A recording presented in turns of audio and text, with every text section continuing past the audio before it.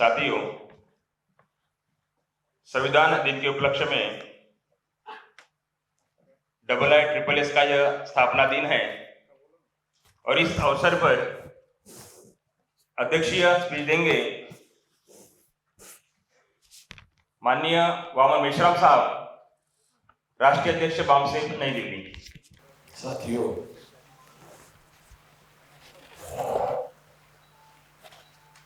आज Indian indigenous society for sciences and social sciences,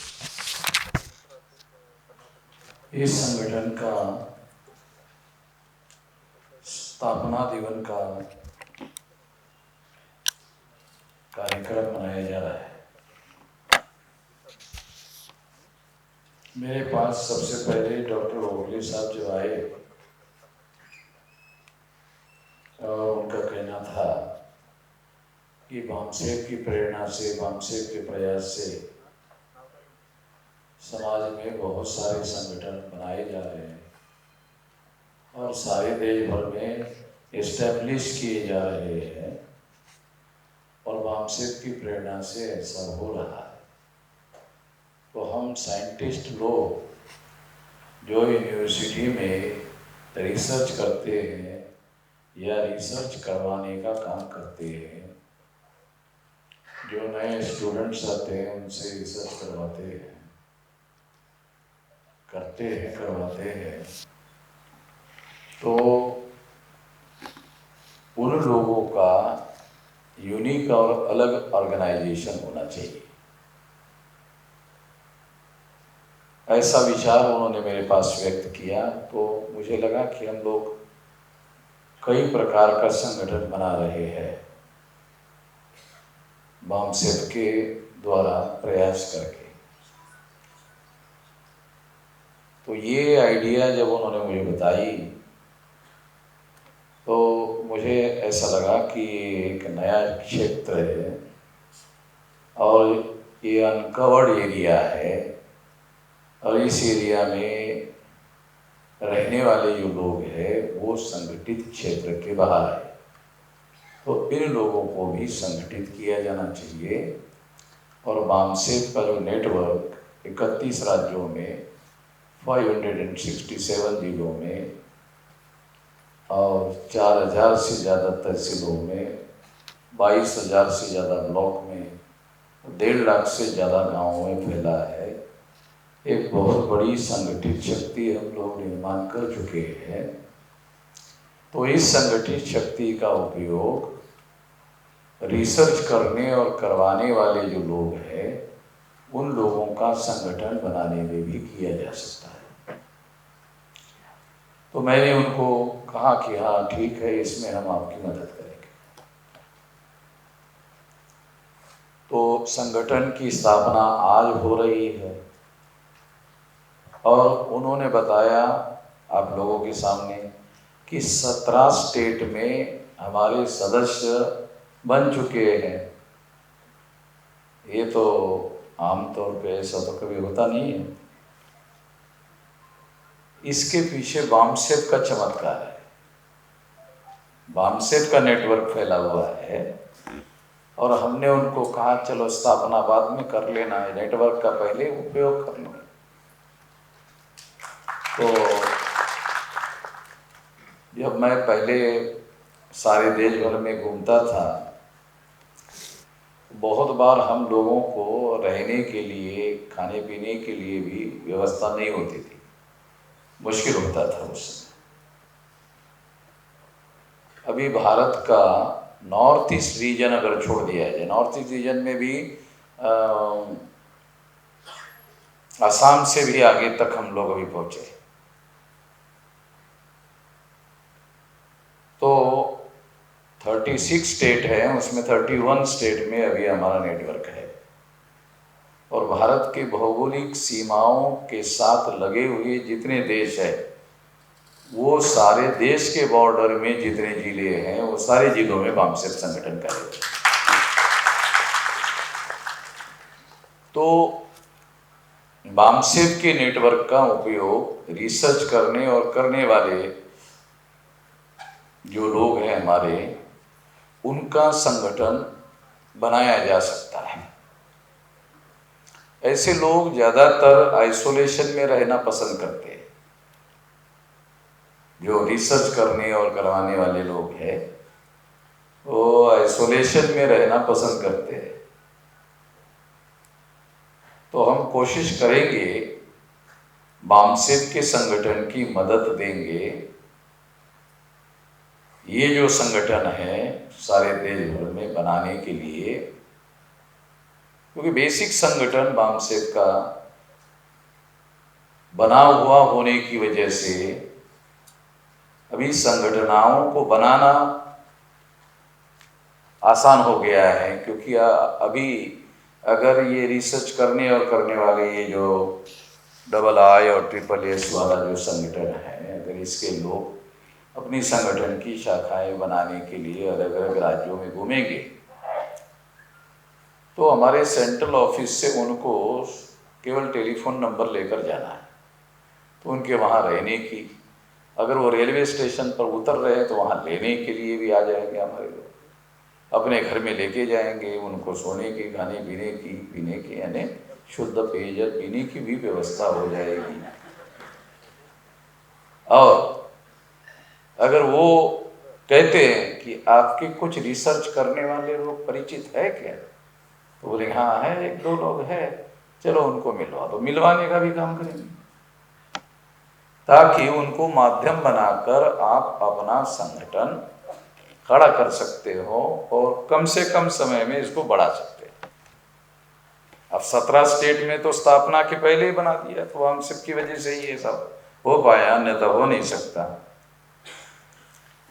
तो ये एक यूनिक और टाइप ऑफ ऑर्गेनाइजेशन बनेगा और इसका जो बदलाव हम लोग भविष्य में चाहते हैं हमारे समाज में और हमारे देश में, उसके लिए इसका उपयोग होगा। आइंस्टाइन कहा करते थे कि कल्पना ज्ञान से ज़्यादा बड़ी होती है। मैंने जब पहली बार सुना मुझे कुछ भी समझ में नहीं आया कि ये क्या कह रहे हैं, मगर आइंस्टाइन ने कहा तो गधा आदमी तो है ही नहीं है और बगैर सोचे समझे तो बोलता नहीं है। जब वो कह रहा है कि कल्पना ज्ञान से बड़ी होती है, मुझे तो बहुत दिनों तक तो बात समझ में नहीं है, मगर मैंने उसका पीछा किया, ये कल्पना ज्ञान से बड़ी कैसे। जो रिसर्च करने वाला आदमी है वो कल्पना पहले करता है, रिसर्च बाद में करता है। अगर उसके दिमाग में कल्पना नहीं आएगी तो फिर रिसर्च किस चीज का करेगा। कल्पना पहले आती है, फिर रिसर्च करके उसको प्रमाणित करता है, फिर उसको सिद्ध करता है कि हाँ ये। तो इसलिए कल्पना जो है वो ज्ञान से भी ज़्यादा बड़ी चीज़ है, ऐसा आइंस्टाइन ने इस दृष्टि से उनसे कहा होगा, ऐसा मुझे लगता है। पता नहीं किस दृष्टिकोण से कहा है, मगर मैंने ये समझने की कोशिश की। तो कल्पना जो है वो ज्ञान से बड़ी होती है और जो नेतृत्व करने वाले लोग हैं उनके पास कल्पनाएं होना समाज को आगे बढ़ाने की बहुत ज़्यादा ज़रूरी होती है। अगर उनके पास कल्पनाएं नहीं होगी तो संगठित शक्ति का उपयोग कल्पनाओं को रियलिटी में कन्वर्ट करने के लिए संगठित शक्ति का उपयोग कैसे करेगा। तो संगठित शक्ति का उपयोग करने के लिए भी कल्पनाएं होना जरूरी है, ताकि संगठित शक्ति का उपयोग करके कल्पनाओं को रियलिटी में कन्वर्ट किया जा सकता है। तो ये बहुत अहम बात है, ऐसा मैं मानता हूँ। इसको जानना समझना बहुत जरूरी है। ज्यादातर पढ़े लिखे लोग जानकारी को ही ज्ञान मानते हैं, जो गलत है।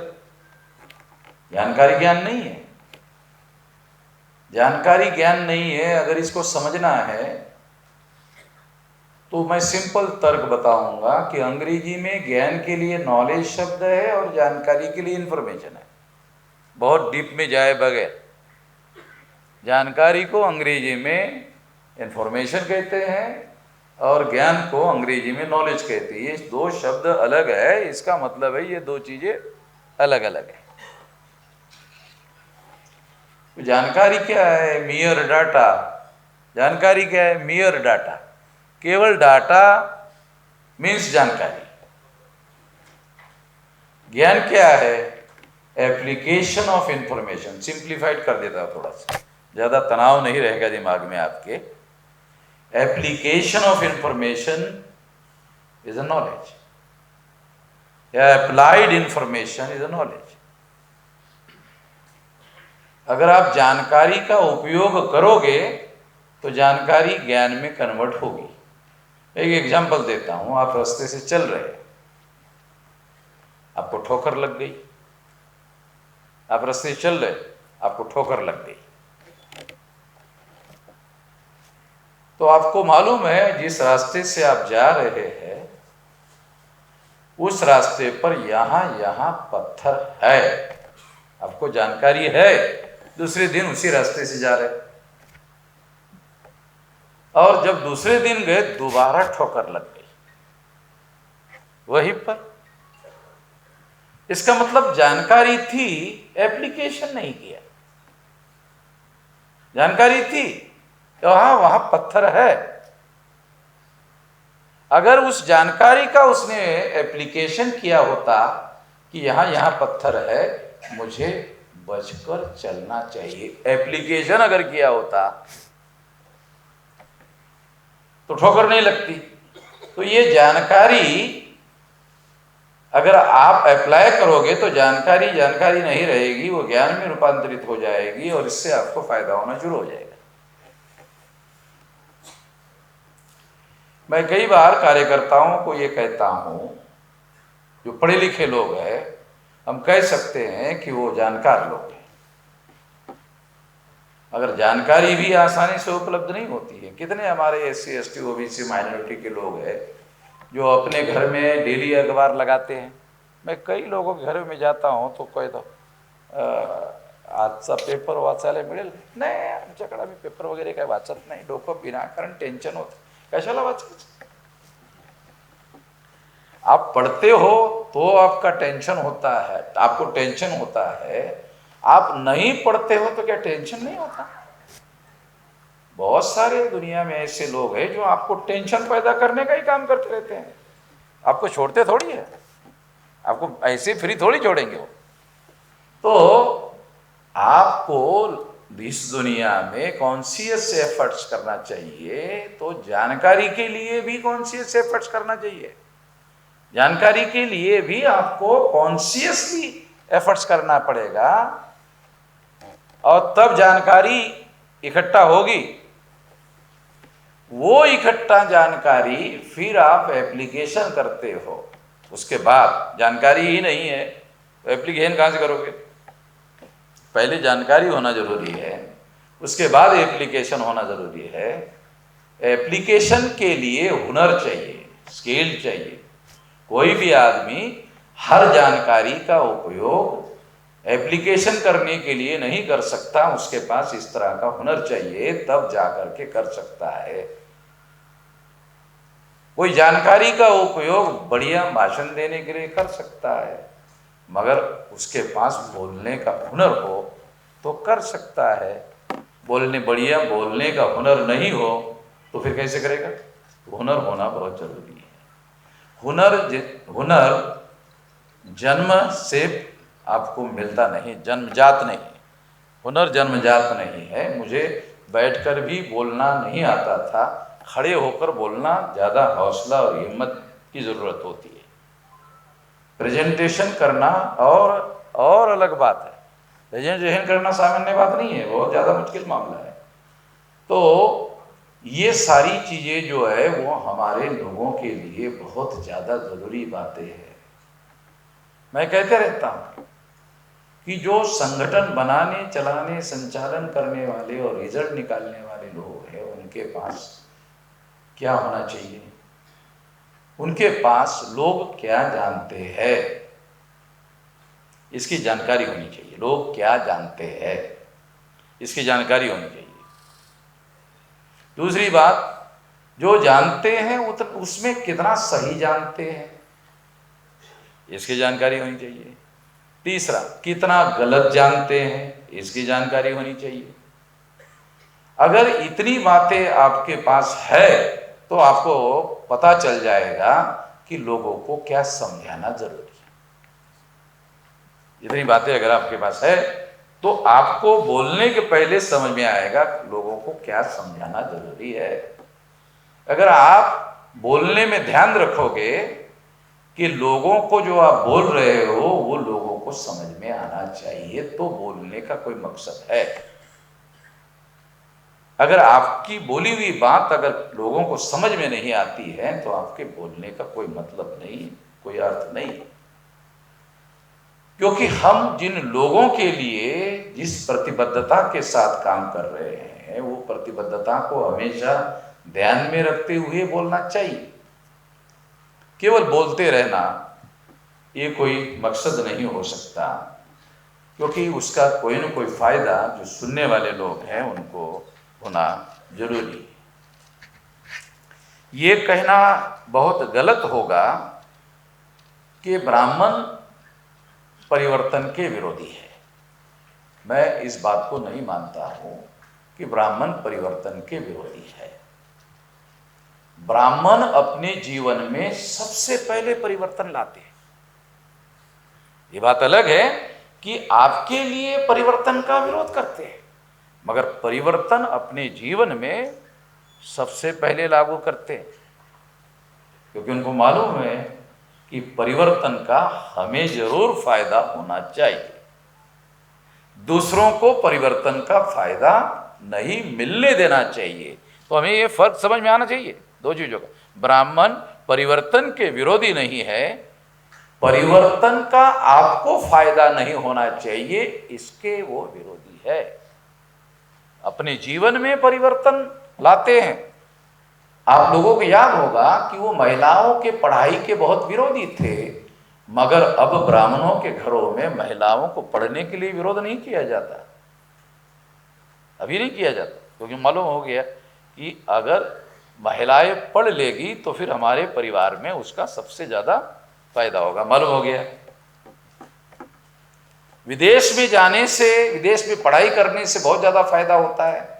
तो ब्राह्मण लोग जो है जिन्होंने धर्मशास्त्रों में लिखा रखा है विदेश बंदी, देशमुख साहब, विदेश में जाने पर बंदी, मगर विदेश में जाने के लिए अभी सबसे ज्यादा भारत से विदेश में पढ़ाई करने के लिए हमारे लोग बहुत कम जाते हैं। मगर सबसे ज्यादा अगर 100 लोग जा रहे हैं तो उसमें 60-70 लोग तो ब्राह्मण ही होते होंगे, ऐसा मेरा मानना है। और वो जो पढ़ने के लिए जाते हैं बहुत कम वापस आकर भारत में आते हैं, ज़्यादातर उधर ही निवास करते हैं। उनको मालूम है कि हम भारत के रहने वाले लोग नहीं हैं, तो अमेरिका में रहने से क्या नुकसान होगा। तो ब्राह्मण परिवर्तन के विरोधी नहीं है, वो परिवर्तन को अपने जीवन में सबसे ज्यादा पहले लागू करते हैं। परिवर्तन का आपको फायदा नहीं होना चाहिए इसकी सबसे ज्यादा खबरदारी लेते हैं। टेक्नोलॉजी का वो लोग देखो अपने लिए कैसा उपयोग करते हैं और हमारे लिए कैसा उपयोग करते हैं।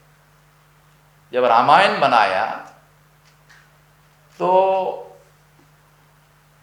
खापड़े साहब के एक मित्र थे, वो बर्डी के रहने वाले थे, उनका नाम मुझे अभी वो याद नहीं है, बॉम्बे में।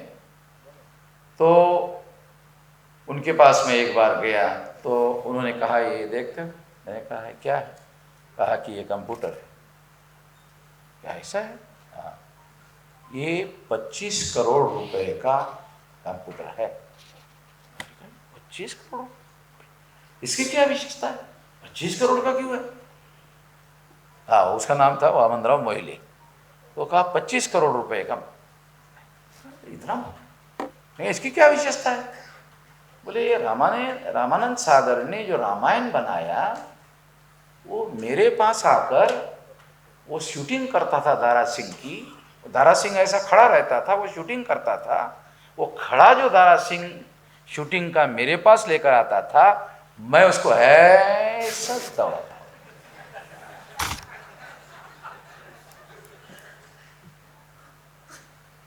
तब मुझे पता चला 25 करोड़, हाँ ये बात अब तब समझ में आया कि साला ये हनुमान को ऐसे दौड़ा रहा है, पहाड़ उठाकर दौड़ा रहा है। तो टेक्नोलॉजी का ब्राह्मण लोग अपने लिए अलग उपयोग करते हैं, हमारे लिए अंधश्रद्धा फैलाने के लिए टेक्नोलॉजी का उपयोग करते हैं। परिवर्तन का आपको फायदा नहीं होना चाहिए, इसकी सबसे ज्यादा खबरदारी लेते हैं ब्राह्मण, अपने लिए परिवर्तन अपने परिवार में लागू करते हैं। तो ये परिवर्तन की माइक्रो अंडरस्टैंडिंग हमारे पास होना जरूरी है, ये समझ होना बहुत ज्यादा जरूरी है। तो दूसरी बात मैं आप लोगों को बताना चाहता हूं कि जानकारी सभी लोगों को समझना जरूरी है। जानकारी, फिर उसके बाद नॉलेज यानी ज्ञान, फिर उसके बाद जो स्टेप है वो है अनुभव। आपके पास जानकारी है, आपके पास ज्ञान आ गया, उसके आधार पर आप समाज में रहते हुए अनुभव लेते हो। हर आदमी आपके सामने, उसके पास जानकारी है, उसके पास ज्ञान है, उसको वही अनुभव वो कर लेगा। हर आदमी एक जैसा अनुभव कर लेगा जरूरी नहीं है। अनुभव बहुत महत्वपूर्ण चीज है, क्योंकि यदि उसको जिंदगी में अनुभव हो गया तो अगली बार अगर वो कोई मामला आता है तो दूसरे लोगों के मुकाबले में वो बहुत तेजी से फैसला करते हुए उसको रोक लेता है। ऐसा होने नहीं देता, उसको वो फौरी रोक लेता है अनुभव होने की वजह से। तो ये तीसरी महत्वपूर्ण बात है, जानकारी और ज्ञान के बाद अनुभव का होना बहुत जरूरी है। और अनुभव ये बहुत सक्रिय रूप से लेने वाली बात है और ग्रहण करने वाली बात है, और इसको हमेशा सतर्क होकर ध्यान में रखने वाली बात है। चौथी बात है पूर्वानुमान। देखो, जानकारी, फिर उसके बाद नॉलेज यानी ज्ञान, तीसरी बात है अनुभव, और चौथी बात है पूर्वानुमान।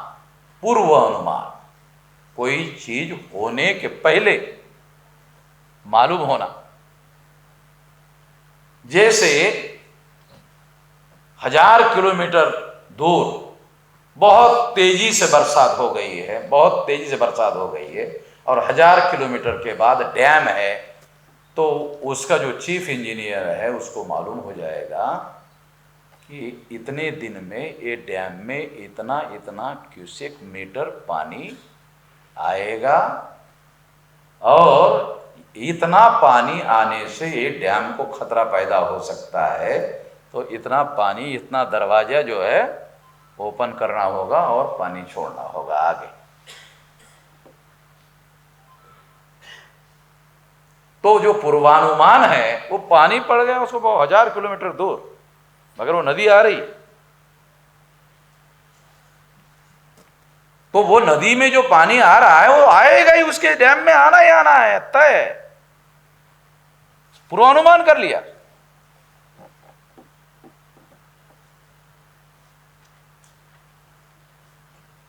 और पूर्वानुमान के आधार पर प्लानिंग बना रहा है। तो ये सारी चीजें, जानकारी, ज्ञान, अनुभव और पूर्वानुमान, जब चारों चीजें इकट्ठा हो जाती है तो आपके पास समझदारी आती है। हर पढ़ा लिखा आदमी कह सकते हैं जानकार तो हो गया है, जरूरी नहीं है हर जानकार आदमी समझदार भी हो। जानकार होना अलग है, समझदार होना अलग है।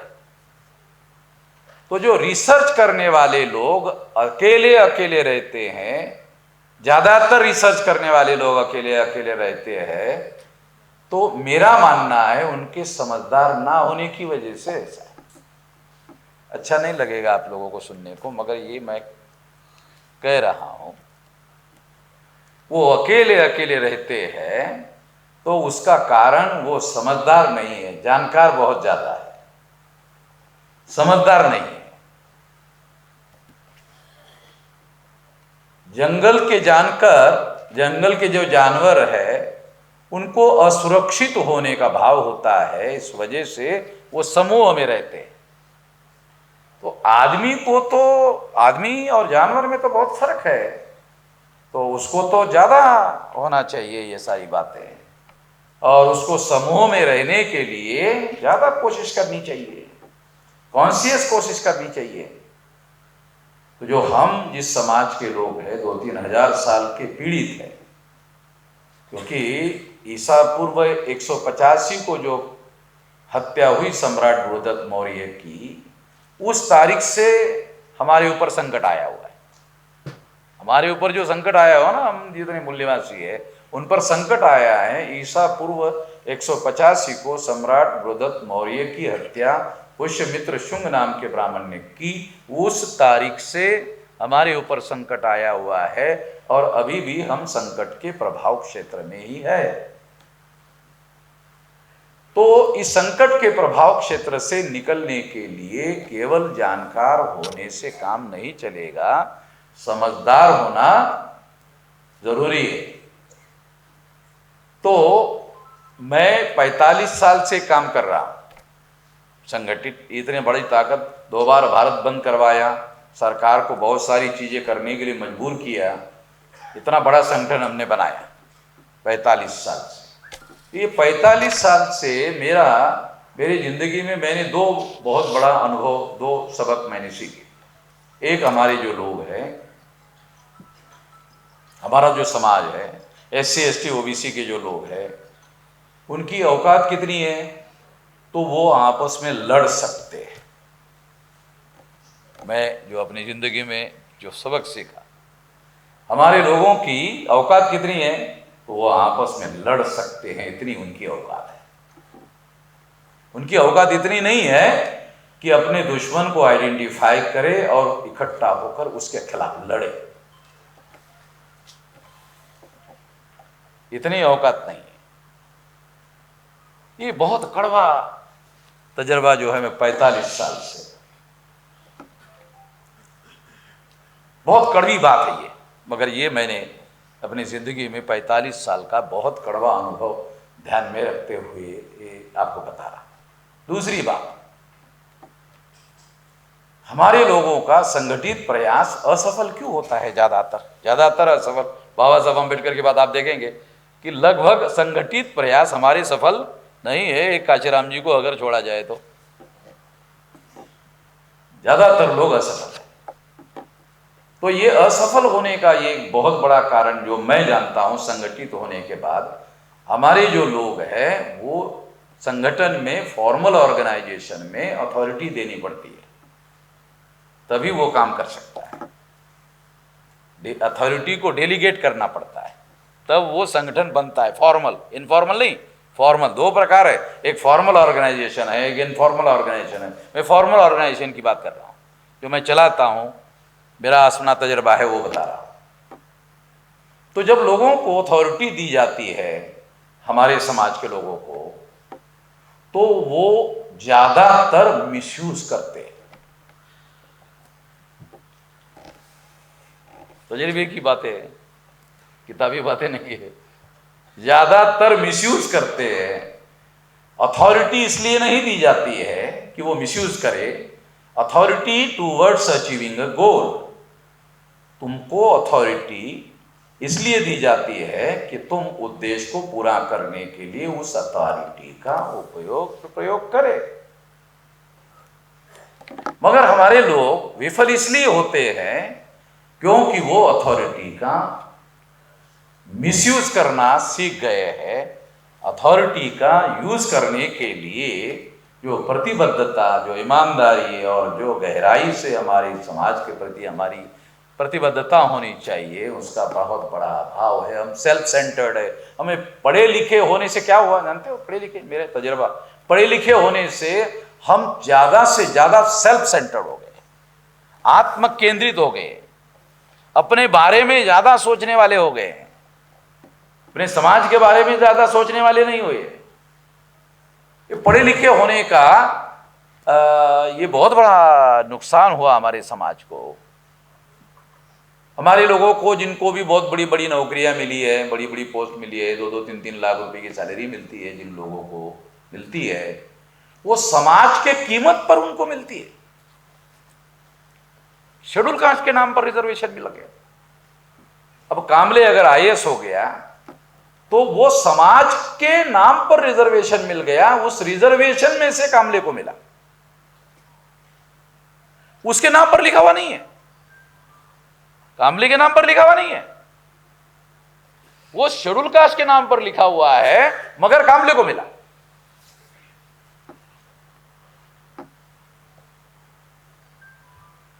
जो समाज का है वो कामले को मिला, ये रियलाइजेशन नहीं है। और ये रियलाइजेशन ना होने की वजह से वो पे बैक नहीं करता, पे बैक टू सोसाइटी नहीं करता। इसलिए पे बैक टू सोसाइटी एक बहुत बड़ी विचारधारा हो जाती है। तो इसलिए मैं ऐसा मानता हूं कि बाबा साहब का भी पढ़े लिखे लोगों के बारे में अच्छा अनुभव नहीं था। उन्होंने कहा था मुझे पढ़े लिखे लोगों ने धोखा दिया। फिर पढ़े लिखे लोगों को संगठित करने का काम काशीराम जी ने सबसे ज्यादा किया, पहले नंबर पर। उसके बाद काशीराम जी का अनुभव क्या था देशमुख साहब? काशीराम जी का अनुभव था पढ़े लिखे लोगों के बारे में कि जो पढ़े लिखे लोग हैं SC ST OBC के, ये एंटी सोशल एलिमेंट है। ये शब्द कहां यूज किया जाता जानते हो? पुलिस स्टेशन में। साले के 4 डंडे लगाओ, ये एंटी सोशल एलिमेंट।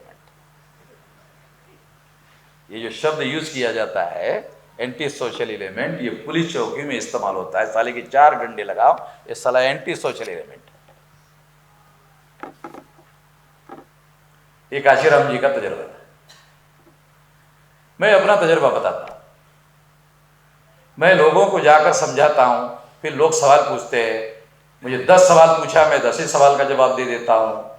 तो 10 सवाल का जवाब देने के बाद में पता नहीं चलता ये साथ देने वाला ही है या कि नहीं देने वाला। अब इस सारे सवाल का जवाब दे दिया तो कुछ तो पता चलना चाहिए कि हम सपोर्ट देने वाला भी है या नहीं देने वाला है। नहीं, अगले 6 महीने के बाद जाओ, वही 10 सवाल दोबारा पूछता है।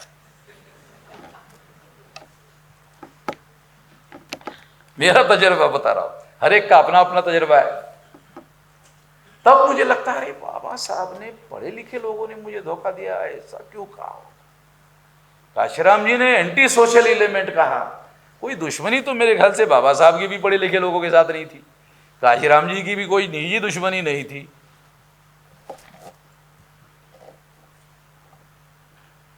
मैं ये क्रिटिसाइज करने के लिए नहीं बता रहा हूं। ये हम जो पढ़े लिखे लोग यहाँ बैठे हुए हैं, हमें निश्चित रूप से इसका आत्म परीक्षण करने की जरूरत है। हमारे आचरण में जो रिफ्लेक्ट हो रहा है वो हमारे विचारधारा का प्रतिबिंब है, हमारे विचारधारा का प्रतिबिंब है। इसका मतलब है अगर हमारा आचरण गलत है तो इसका कारण हमारी विचार करने की पद्धति गलत है। उसका सोशलाइजेशन करना जरूरी है, और ऐसा करते हैं तो हमें निश्चित रूप से सारे समाज को फायदा होगा। लोग बड़े अजीब है, जब वो समाज को आगे बढ़ाने के लिए अथॉरिटी का उपयोग करते हैं तो समाज आगे बढ़ता है, उसके साथ साथ वो भी बढ़ता है। मगर ज्यादातर लोगों को ये बात समझ में नहीं आती है, इसलिए वो अथॉरिटी का मिसयूज करके अपना ही फायदा करने का सोचते रहता है। ना वो अपना फायदा कर पाता है, ना अपने समाज का कर पाता है। जब वो अथॉरिटी का मिसयूज करता है तो संगठन में उसके विरोध में लोग हो जाते हैं, लोग उसके विरोध में हो जाते हैं, उसी संगठन के लोग विरोध में हो जाते हैं, उसकी कंप्लेंट हो जाती है, उसकी जांच हो जाती है, उसको संगठन से निकाल दिया जाता है।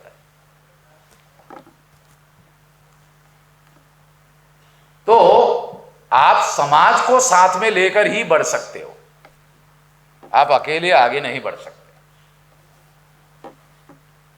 मैं ऐसे बहुत सारे IAS अधिकारी देखे, IPS अधिकारी देखे जब तक वो नौकरी में रहते हैं लोग उनके पास जाकर नमस्कार करते हैं, जब रिटायर्ड होते हैं तो एक आदमी उसके पास नहीं जाता। बहुत नालायक आदमी सर, नहीं लोगों को बता रहा हूँ, प्रतिक्रिया, बहुत नालायक आदमी साला। उसके बाद में हम जाते थे, कभी उसने हमको नहीं कहा कि बैठो कुर्सी पे, वो कुर्सियाँ खाली रहती थी मगर बैठने के लिए नहीं कहा। और उससे हमको अगर बैठने के लिए कहता तो उसके बाप का कुछ नहीं जाता, वो स्कूल की है, सरकार की है।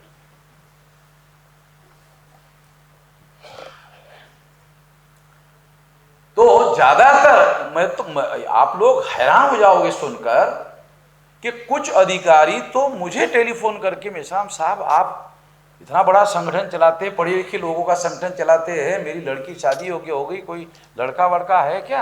अबे तू इतना बड़ा अधिकारी हो गया नालायक, तू जिंदगी में रिटायर्ड होने के बाद मेरे को लड़का ढूंढने के लिए कह रही है तू? तेरे नालायकी की कोई हद है कि नहीं हद है? मतलब प्रैक्टिकल अनुभव की बता रहा हूं। ये भी काम नहीं कर पाए तो आप अंदाजा लगाओ। नहीं, आप डेली पढ़े लिखे लोगों के बीच में रहते, उनके घरों में जाते हो तो आपको लड़के दिखते होंगे। अब मैं वो काम के लिए घर में जाता ही नहीं, इसलिए होते भी होंगे तो देखता ही नहीं। मैं उस काम के लिए उसके घर में जाता ही नहीं तो मैं देखता ही नहीं, क्योंकि नजर एक चीज है, नजरिया दूसरी चीज है। नजर एक अलग चीज है, नजरिया दूसरी चीज है। हम उस नजरिए से उसके घर में जाते ही नहीं तो हमको दिखाई नहीं देता। होता है लड़का मगर हम देखते ही नहीं है उस दृष्टि से, तो हमको पता कैसे चलेगा? हम अपने काम के लिए, अपने मकसद के लिए जा रहे हैं, अपने मकसद के दृष्टि से देख रहे हैं।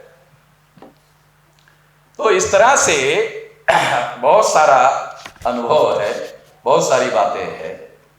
तो ये जो संगठन आप लोगों ने बनाया, मैं आपको फ्रस्ट्रेट या निराश करने के लिए नहीं कह रहा हूं, बल्कि दूसरी बात कह रहा हूं कि ये सारी बातें हमारे पास है, हम इसके बावजूद भी आगे बढ़ रहे हैं। तो हमने कोई हुनर डेवलप किया है, वो सब आपको ये संगठन बनाने के लिए देंगे, आपको विफलता नहीं मिलेगी। हमारे पास बहुत तजर्बा आ गया है। जो कड़वाहट भरा अनुभव हमने आपको बताया, उसका इलाज भी ढूंढ लिया है, उस इलाज पर हम काम भी कर रहे हैं, तभी तो आगे बढ़ रहे हैं। केवल समस्या ही हमारे पास है नहीं, हमारे पास इलाज भी है। हमारे पास बीमारियां हैं तो हमारे पास इलाज भी है, दवा भी है, और इस वजह से हम आगे बढ़ रहे हैं और लगातार आगे बढ़ रहे हैं। मैं तो ये मानता हूं कि भारत के 2-3 हजार साल के इतिहास में जो 20 साल जो है ना आने वाले, ये बहुत बड़े परिवर्तन वाले साल होंगे, ऐसा मेरा मानना है। और ये परिवर्तन अपने आप नहीं होगा, जैसे सूरज हर दिन बगैर मेहनत के निकलता है। जैसे सूरज जो है आपके बगैर मेहनत से निकल जाता है और आपको धूप देते रहता है, वैसे परिवर्तन नहीं होगा, संगठित शक्ति के बल पर होगा। और उसके केंद्र में हम लोग होंगे जिसके द्वारा ये परिवर्तन लाया जाएगा। इसके आधार पर बोल रहा हूं। तो इसलिए तो निराश होने की कोई जरूरत नहीं है। इस संगठन को भी बड़ा संगठन बनाने में हम आपको पूरी तरह से मदद करेंगे। इतना ही इस मौके पर मैं कहना चाहता हूं। आपने मेरी बात ध्यान से सुनी, इसके लिए आभार, धन्यवाद।